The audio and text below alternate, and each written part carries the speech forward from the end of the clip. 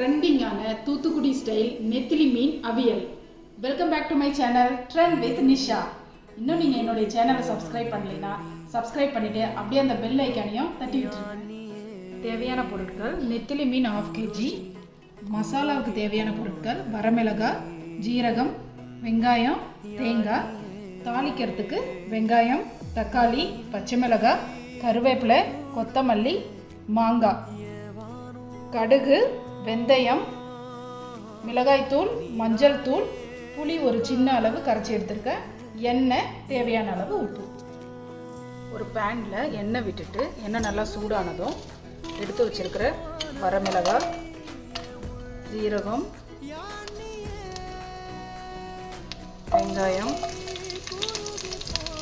தேங்காய் எல்லாத்தையும் சேர்த்து ஒரு 5 நிமிஷம் நல்லா வதக்கி எடுத்துக்கலாம்.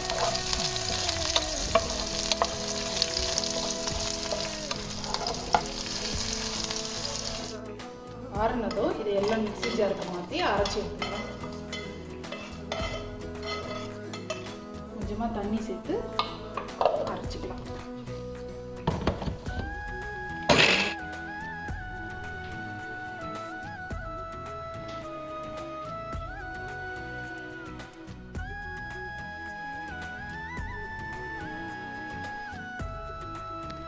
இன்றைக்கி நம்ம அவியலை மண் சட்டியில் தான் செய்ய போகிறோம்.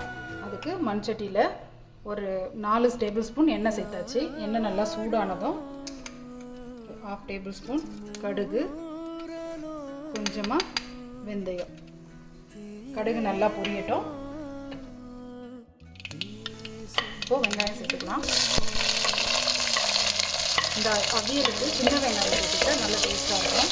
இந்த வெங்காயம் டிரான்ஸ்பரண்ட் ஆகட்டும், அது வரைக்கும் நல்லா வதக்கிக்கலாம். இப்போது கருவேப்பிலை, தக்காளி,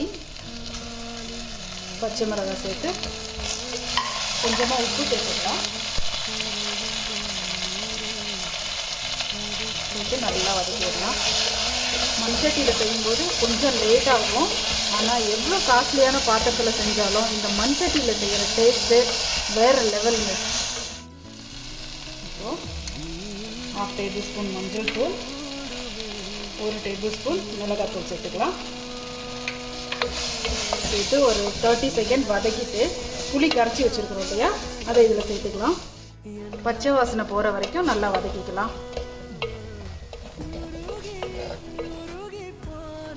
இப்போது அரைச்சி வச்சுருக்கிற இந்த பேஸ்ட்டை இதில் சேர்த்துக்கலாம்.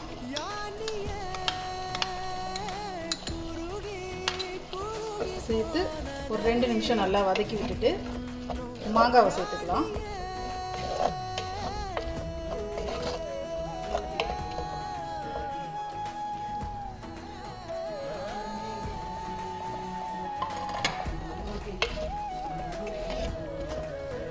இந்த மாங்காய் வேகிற அளவுக்கு கொஞ்சமாக தண்ணி சேர்த்து ஒரு 5 நிமிஷம் கொதிக்க விடலாம்.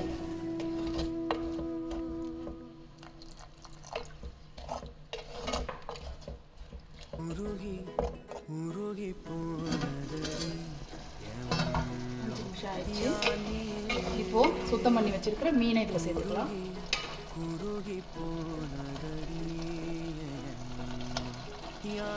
இந்த மீன் ஒரு 5 நிமிஷத்துலேயே வெந்துடும். சேர்த்து ஒரு மிக்ஸ் பண்ணி விட்டுட்டு 5 நிமிஷம் மூடி வைக்கலாம்.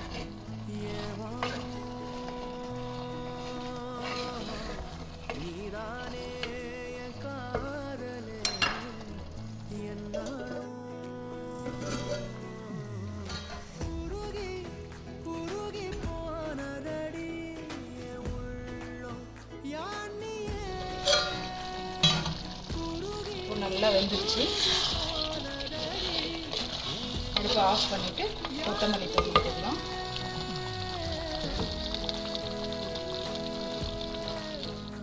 பாருங்க, மாங்காவும் நெத்திலி மீனும் சேர்ந்து அருமையான தூத்துக்குடி ஸ்டைல் அவியல் ரெடி ஆயிடுச்சு. இது ரசம் சாதம் கூட, பழைய சாதம் கூட அட்டகாசமாக இருக்கும்.